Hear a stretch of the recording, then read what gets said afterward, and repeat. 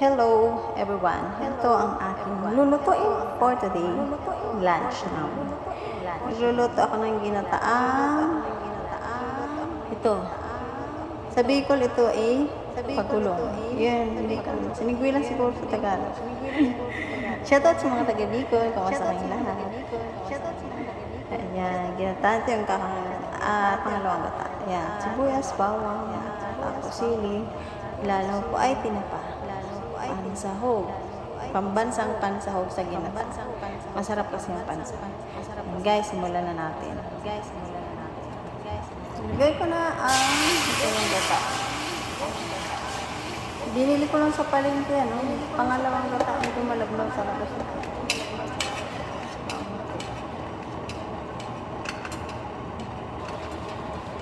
Kumukulo na. Lalagay ko na itong mga sabay-sabay na yung gata. Ayan. Pakukuloin ko ng pakukuloin.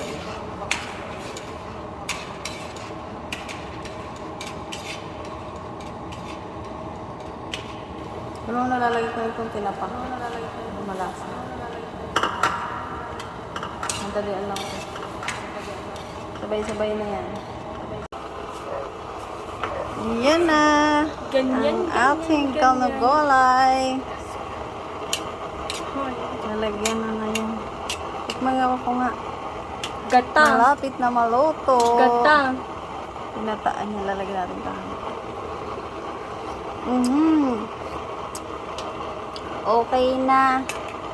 Lalagay ko na lang itong kakang gata. Coconut milk.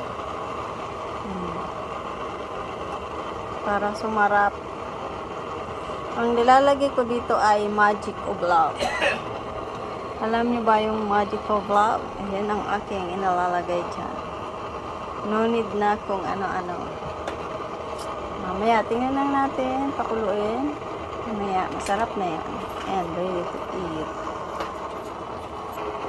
Ang aking gulay na pagulong. Sa Bicol kong tawagin. Sa Tagalog, hindi ko alam.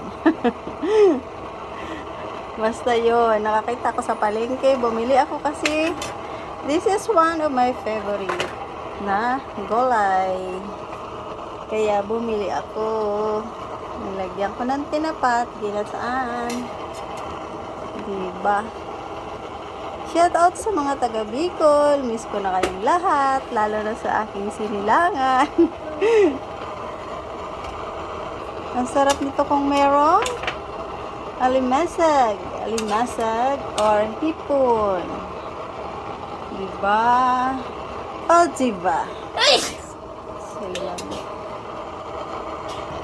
Titikman ko ang aking gulay. Kayo guys, anong ulam nyo? It's yummy for me. It's yummy. It's delicious for me. Diba? Simple.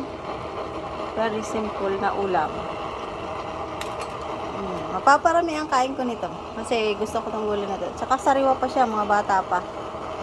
Guys, thank you for watching. Ayan. Sana mag-enjoy kayo ng inyong lunch. Ano man ang ulam nyo. God bless you all and thank you Lord for another day and for another blessing to us.